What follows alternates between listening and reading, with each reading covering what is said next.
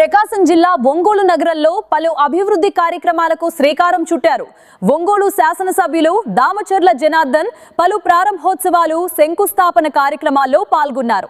వివరాల్లోకి వెడితే ఒంగోలు నగరంలోని 18వ డివిజన్ చెరువు కొమ్ముపాలెం ఎస్సీ కాలనీలో 1,22,00,000 రూపాయల వ్యయంతో నిర్మించిన సీసీ డ్రైన్ ను ఎమ్మెల్యే దామచర్ల జనార్దన్ ప్రారంభించారు. అనంతరం కొత్త మామిడిపాలెంలో 77,50,000 రూపాయలతో నిర్మించనున్న సీసీ డ్రైన్ కు శంకుస్థాపన చేశారు.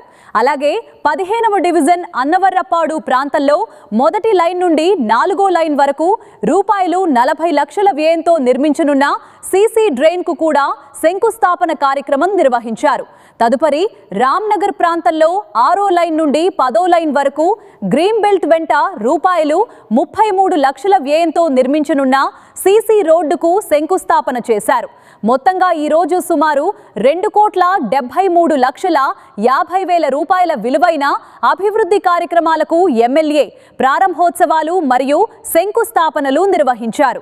ఈ కార్యక్రమంలో ఒంగోలు మేయర్ సుజాత, కమిషనర్ వెంకటేశ్వరరావు, కార్పొరేటర్లు మరియు కూటమి పార్టీల నాయకులు పాల్గొన్నారు.